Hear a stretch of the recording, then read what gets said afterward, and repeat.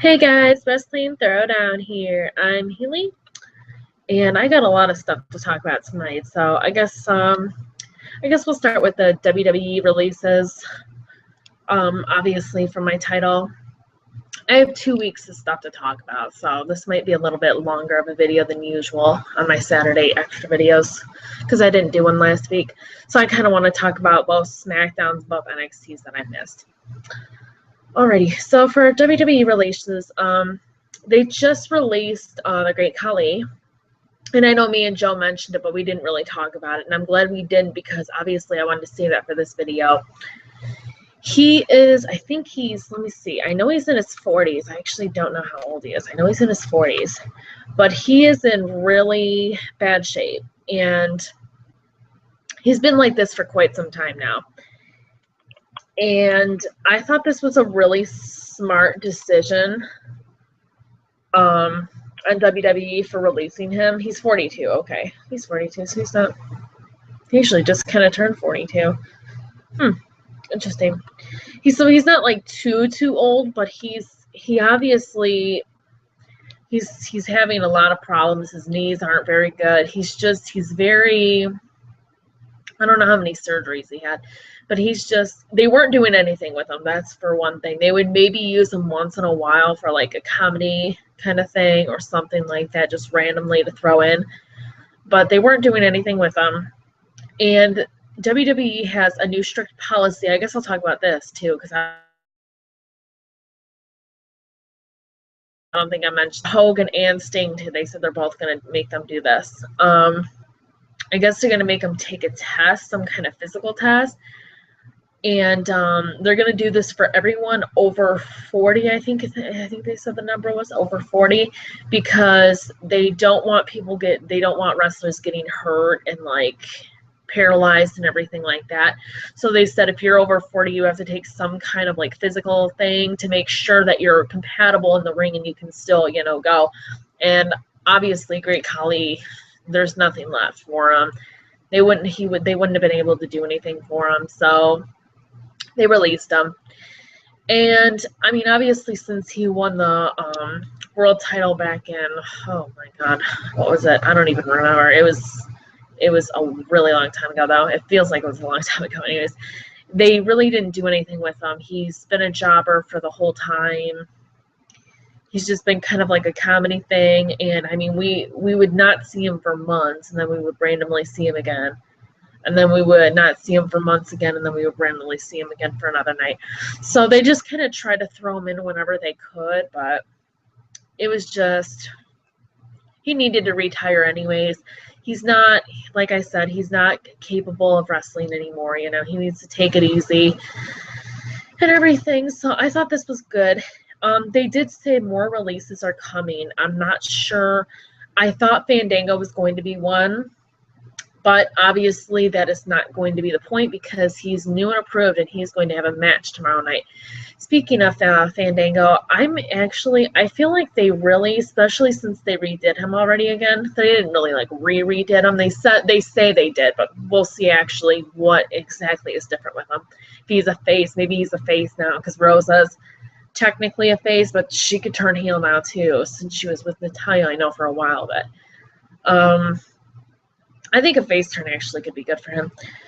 But I have a feeling they're not like losing hope with Fandango. I have a feeling that he's going to be one of the guys that stays just because they released him before when he was Johnny Curtis and then they brought him back. It feels like they just want him.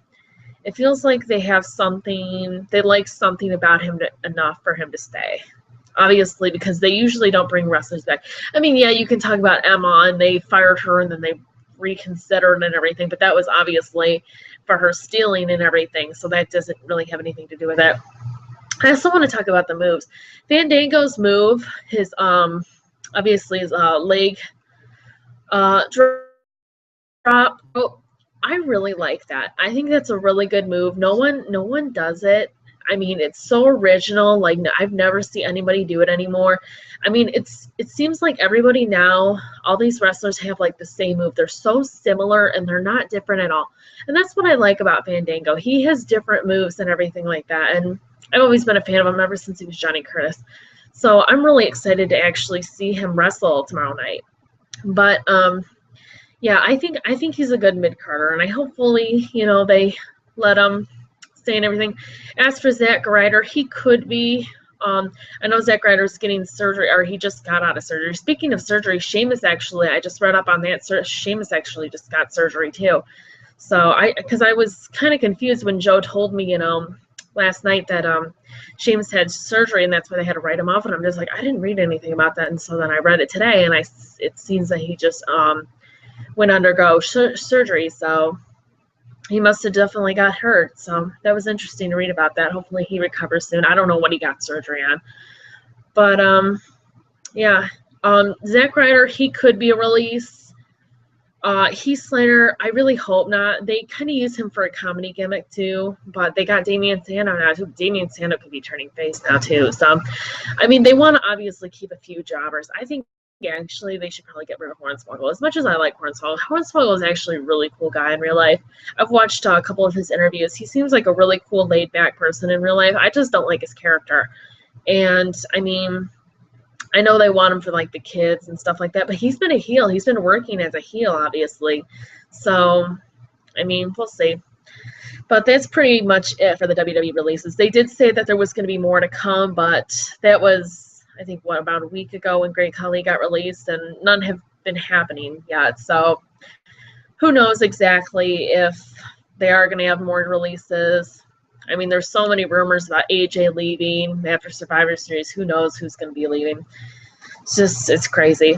With all these NXT guys coming up, too, I wouldn't be surprised if they did do a few more releases. But I have a feeling my feelings are going to get hurt for some of these guys, like Heath Slater and stuff like that. He's my favorite jobber. But, I mean, not everybody can obviously – they don't have – creative teams obviously don't have something for everybody, obviously. And there's only so much time you can fill. Alrighty. Sting returning at Survivor Series. I hope this caught your attention. This is kind of going to be my main point. I was actually shocked when I read this. Like I said, it's a rumor. I don't know if it's true or not, but it is floating around, and it is saying that he is going to be there tomorrow night. He's going to make his return a little bit early because obviously he's supposed to have a match at WrestleMania this coming up year. And I don't even know if he's going to face The Undertaker now because obviously Undertaker's not doing too good. But whoever he faces, he's supposed to be obviously facing someone at WrestleMania. But they said he is supposed to come tomorrow night, and he's supposed to be involved in the main event somehow. I'm not really sure what he's going to do. I have a feeling what might happen, I think this would be actually really, really cool, is if someone from Team Xena gets hurt and they have to get written off, and then Sting ends up helping John Cena, and obviously Team Xena wins. Because I don't think Sting's going to turn heel. He's not a heel. I have a feeling he's not going to help the Authority. Whatever he gets involved in, he's going to help Xena in some way.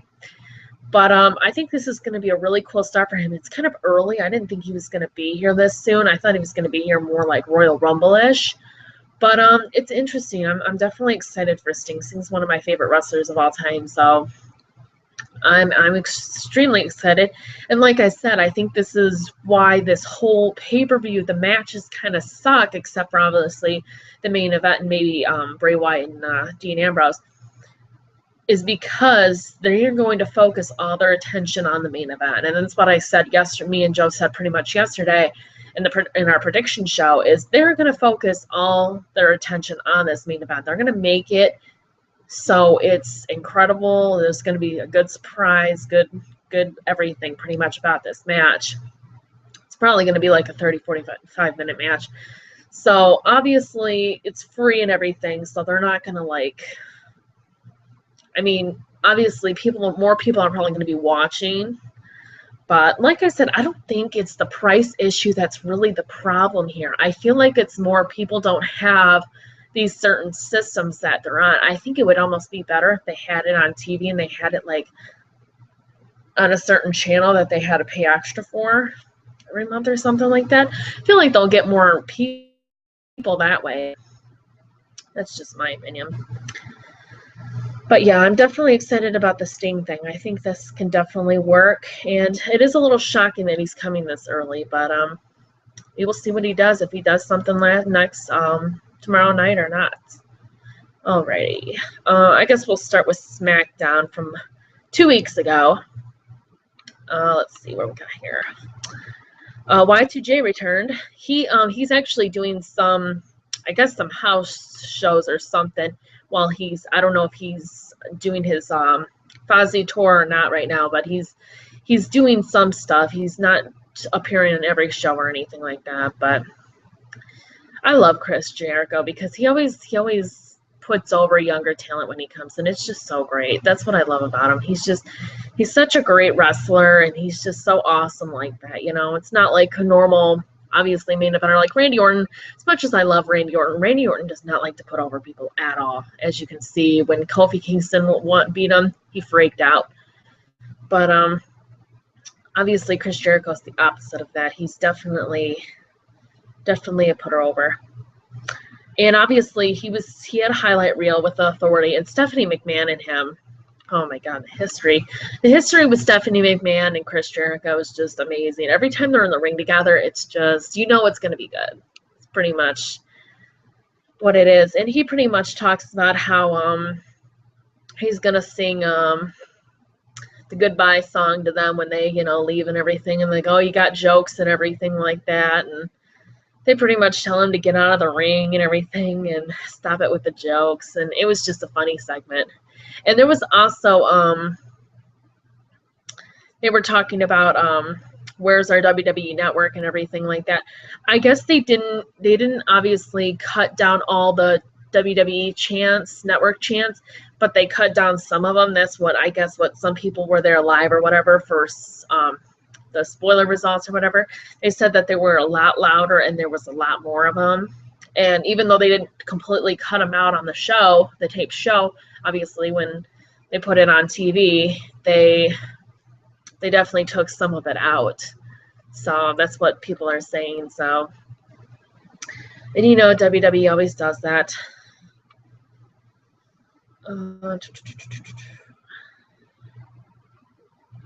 And Sin Cara, he actually had a match against Bray Wyatt. Sin Cara's obviously been on NXT lately, obviously with the NXT titles, but sometimes he's kind of like unusually like main event or something. He'll just be kind of in a squasher match. But yeah. More problems with Adam Rose and the Bunny. Nothing too surprising there. This was the triple threat IC title match. And obviously Dolph Ziggler still kept it and everything like that. It's a shame, though, because seriously, Tyson Kidd and Cesaro, I love all three of these guys, to tell you the truth. All three of them deserve it. I thought this was a really interesting, cool match that they had. Because all three of these guys can work really well in the ring together. So obviously you knew it was going to be a good match. But, I mean, Dolph Ziggler, obviously he lost the title already now, but Tyson Kidd, I just don't like how they're treating Tyson Kidd. He's obviously on more of a winning streak now. He's still doing stuff on NXT, but they're slowly kind of putting him back on WWE, the main roster. So, you know, we'll see how that goes. And Cesaro, I don't even know anymore with Cesaro. I want to say that I still have faith in him, but it's just like, for right now, it doesn't seem like they're going to do anything with him. I mean, they might give him a few title opportunities, but it's not going to go anywhere because it doesn't look like he's going to win anything anytime soon, which is sad because Cesaro obviously is one of the hardest workers next to Dolph Ziggler and all them, you know, in WWE. But it's just, I don't know. It's just they lost their opportunity to obviously push him and turn him face actually after WrestleMania. And that was the perfect timing when he won, you know, about Andre the Giant Battle Royal. And obviously, that was the one time that they could have done something. And of course, put him with Paul Heyman. So that was a bad mistake right there. As much as I love Paul Heyman, that was a bad mistake.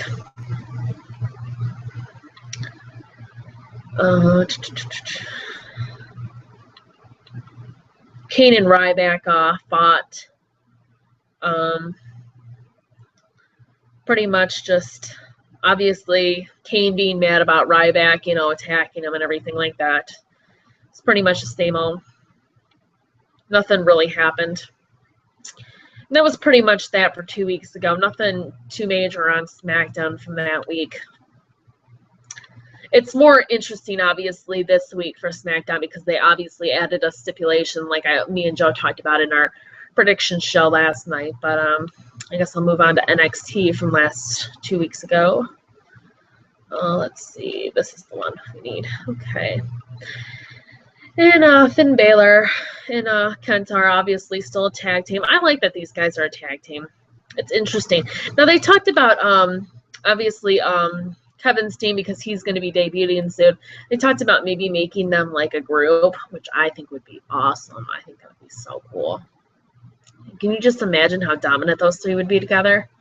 Oh, wow. Just three great wrestlers. Just, oh, it's like the Shield. It's just amazing. I love it. And they're obviously still feuding with, well, they were feuding with the Ascension, but it looks like the Ascension has kind of backed off. They're like nowhere to be found now.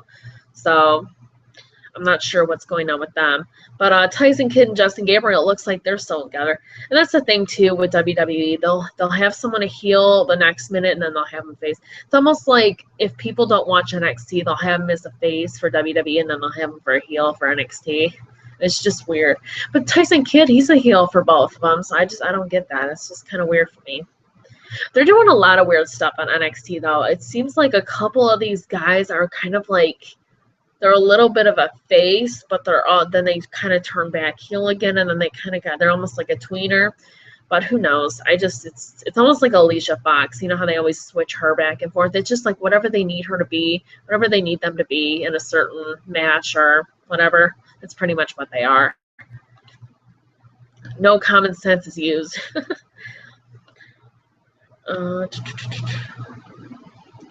Alexa Bliss versus Sasha Banks. Alexa Bliss, I guess, got her head busted open pretty bad. Sasha Banks, I don't know if she's just aggressive in the ring or what, but I do want to say the NXT TakeOver, that's December 11th, I believe it is. Obviously, Sasha Banks is going to be facing Charlotte, and obviously Sasha Banks is going to end up winning, and Charlotte is obviously going to move to the main roster. So I'm thinking I could say she's going to face AJ next, but they might have one more rematch or something. It depends also, too, if AJ leaves. Pretty much this is what is going to happen. This is the rumors. If she loses tomorrow night, if AJ Lee loses tomorrow night, she's leaving, and if she doesn't, she's staying. That's pretty much what it is. So I guess if she loses, we know she's leaving soon. I think she'll stay, though. But so maybe Charlotte will be the next person to feud with AJ, whether she turns heel or AJ turns back heel. I think AJ just needs to turn back heel, to tell you the truth. The only person who really works as an anti-diva is Paige. Paige is really the only person, and maybe Tamina would have worked, or like Beth Phoenix. There's only certain divas that kind of have that, where they're like, I'm not like mean or anything, like they can still be kind of faces, but they're just like, I don't have any friends, and that's kind of where Paige is at right now. I mean, she's still a heel, but I've noticed she's not as mean as she was when she was facing AJ. She's kind of getting her true self back. She's, becoming the anti-diva. That's what I like about her. But, yeah. The Lucha Dragons. Pretty much this was, well, I guess I can talk about, I mean, it didn't happen until, obviously, this week on NXT, but the Vaudevillains, I think that's how you pronounce her name, but they obviously wanted a title shot and everything, and it's funny because saying that this isn't working with the Vaudevillains being heel and the Lucha Dragons being face for this feud, because the Lucha Dragons are not put over enough right now. Like, people are they just don't care enough about them for obviously the Vaudevillains to get enough heat. And I agree with that. As much as, I think this is kind of a cool, interesting tag team, the Lucha Dragons, it's different. I feel like they need to do something. They need to either talk more or something. They need some kind of character. And both of them really don't have too much of a character to them, and I think that's what's hurting them. They're not really put over like, some of these other tag teams, and that's why, for them being the face tag team in this feud and everything, and them not getting over, it hurts not only them, but it also hurts the Vaudevillains, because obviously they're heels and they want to get heat, and it's not working because, people aren't, booing or anything every time they make fun of the Lucha Dragons. They're just kind of like, the audience is just kind of like, oh, I don't care, whatever, I still don't think the Vaudevillains are going to work, though. That's just my opinion. I know people have different opinions and stuff. I know someone agreed with me on here last week. They said in the comments, but it just, yeah, I don't agree with it. I think that they're going to eventually get stuck with them, but we'll see. I know a lot of people like them, so we'll see. All right, NXT Championship match. Adrian Neville versus Sami Zayn. And obviously, of course, Sami Zayn loses again with Adrian Neville in his fake heelish kind of ways, I guess.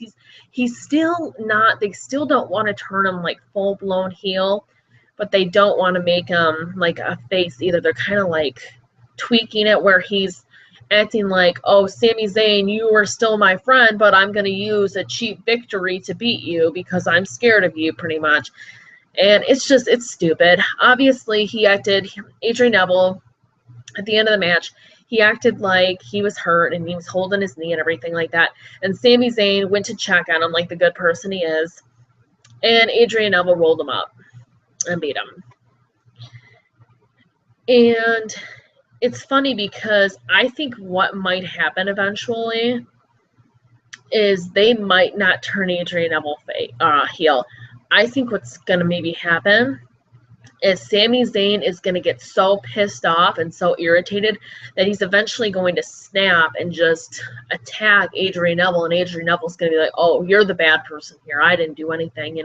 I was your friend, blah, blah, blah, and Sami Zayn is then going to be heel, which is not going to work because, as you can see, Sami Zayn is way more over than Adrian Neville. People cheer, obviously, way more for Sami Zayn than they do for Adrian Neville. Adrian Neville desperately needs a heel turn. That's all I can say. They are going to have their rematch at the TakeOver pay-per-view, NXT TakeOver pay-per-view on December 11th. But, and obviously, like Sami Zayn said this week, if he does not win the title, he will quit WWE. And obviously, he's going to win because there's no way he's not going to win because I highly doubt they would release him or make him fake fire quit or whatever. But it's just ridiculous. I have a feeling that either Sami Zayn's going to be really aggressive in this match or, I don't know. I do hope that Adrian Neville eventually turns heel after all this, though, because this is just a mess, pretty much, with Adrian Neville. I'm already not a huge fan of him at all. You guys know that, and Sami Zayn, I'm a huge fan of him. He's a way better babyface, and Adrian Neville, he's not as much over as Sami Zayn, so it's just like, why not turn him heel? It's better that way, Obviously, if someone is going to turn heel, why not let it be Adrian Neville? It just makes sense to me. And obviously, like I said, there's been a pattern after they lose their NXT title, or after they even have it for a while, they eventually turn heel. Seth Rollins, Big E Langston, Bo Dallas. I mean, they were all faces when they won it, and then they turned heel. So,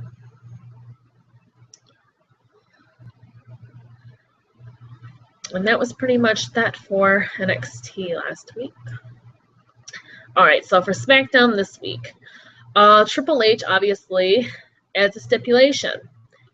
Everybody in Team Xena, except for obviously John Cena, if they lose, they will all be fired. So it makes things a lot more interesting. And you know, it's funny too. A lot of people were complaining about that. They were saying that, you know, why is Team Authority? Why does everything affect them? And Zena's team doesn't affect everything. And I don't know if WWE listened to the fans or if they planned this or what, if this was a last minute decision or what.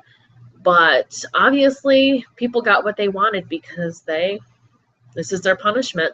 So now both teams have a punishment. They have something to obviously lose. So it makes it more fair. Because it's just like if Team Xena loses, oh, we still have to deal with Team Authority. Oh, boo-hoo, that's such a punishment. I mean, I guess it is to some people, but it's just like being fired is obviously more serious than having to deal with Team Authority. And then obviously Team Authority gets fired pretty much so both teams get fired pretty much. Whatever team loses, they get fired. I mean, not technically, because Team Authority, the whole Team Authority, it doesn't get fired because obviously Kane's not going to get fired. Well, he might because he's technically part of Team Authority, but Seth isn't going to get fired. Rusev isn't going to get fired. Mark Henry and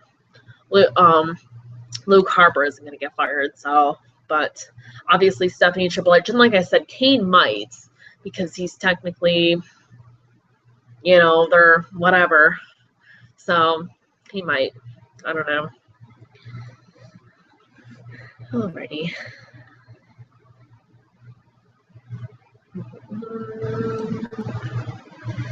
Rusev versus Dolph Ziggler.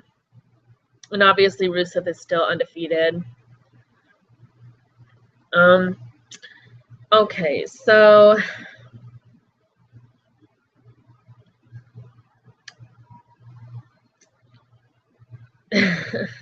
they're having problems, I guess, Miz and Mizdow.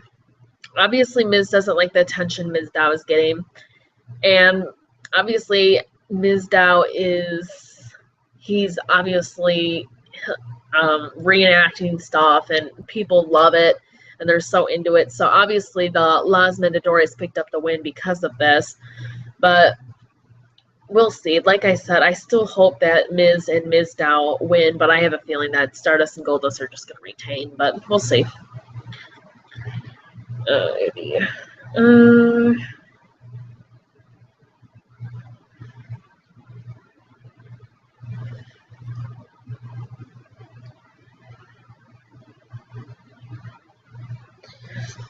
Dean and Wyatt had a little thing, but it wasn't anything like crazy or anything. He just pretty much talks about his father again in jail and everything like that, just trying to get inside his head.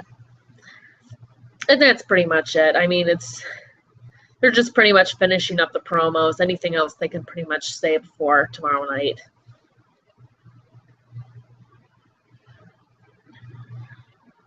This was actually really funny. As much as I don't like AJ Lee. Brie Bella versus AJ Lee. AJ Lee came dressed out in Nikki Bella's as Nikki Bella. She had fake boobs and she had a fake ass and everything like that, which was hilarious because AJ, people say she has an ass. I don't think she has an ass. And she has no boobs, obviously. Anybody can see that AJ has no boobs. So for her to be Nikki, obviously she had to stuff herself pretty much because Nikki obviously is pretty I mean, she's got big boobs, obviously. She's fake boobs, so at one point of the match, AJ actually took out like the stuffing from the boobs and threw it at Brie and used it as a weapon and stuff like that, which was pretty funny. And then she beats Brie, obviously. Now this was interesting. Cesaro versus Eric Rowan.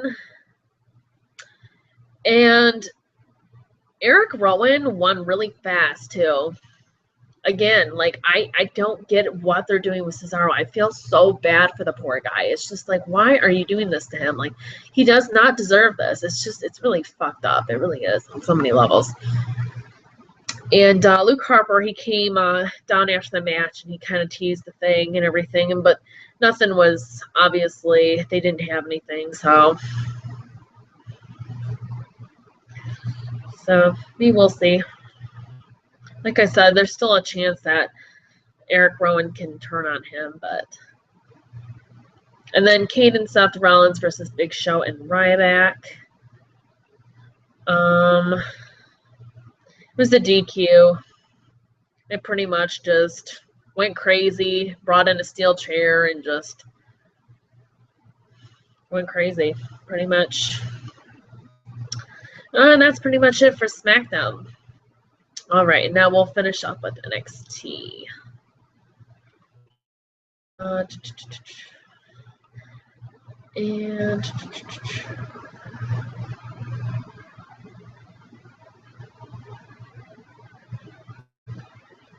the Vaudevillains defeated the Lucha Dragons in a non-title match.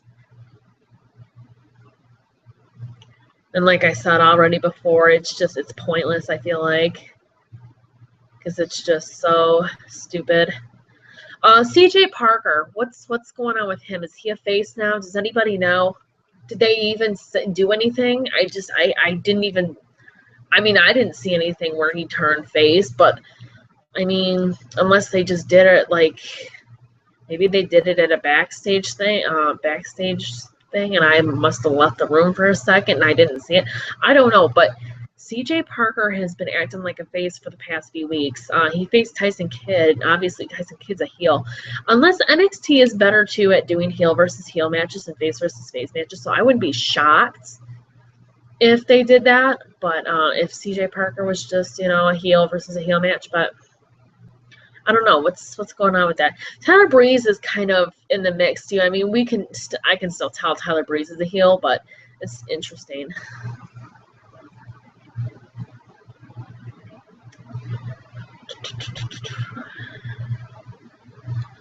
Oh,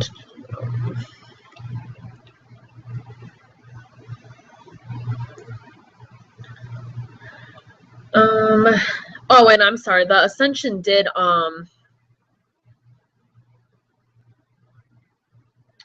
they did come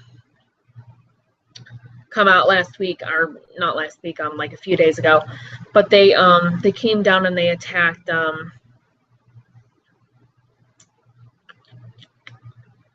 Enzo Amore and the Big Cass and everything, and obviously then Kenta and Finn Balor obviously helped him out and everything, so their feud obviously isn't done yet, so see about that. I love Enzo Amore, though. I really do, and I love Big Cass, too. They're both so amazing. They're my favorite tag team right now in NXT. I mean, I like the Ascension, too, but nothing, I love Enzo Amore. I hope they get the title soon. They're so awesome. I just love it. And obviously, Sami Zayn was not very happy with Adrian Neville. Adrian Neville was being cocky and saying, oh, I would love to give you a rematch, but that's not up to me. That's up to William Regal. And obviously, William Regal said the rematch is on at NXT TakeOver. And Sami Zayn, pretty much like I said, if he does not win, he quits WWE. So obviously, Sami Zayn's going to win. I mean, I highly doubt he's going to quit. I highly doubt that. Adrian Neville, I think, is the longest reigning NXT champion right now, or he's going to be eventually. So he's going to surpass those reigns. If he didn't already, I'm not sure if he did. I can check that real fast. I know he's extremely close if he hasn't passed it yet. But he definitely, I mean, I'm telling you. Definitely. Kind of feel bad for Steph, though, and even Big E. They both had kind of short runs. And then Bo and Adrian Neville, or both, the last two have been, like, so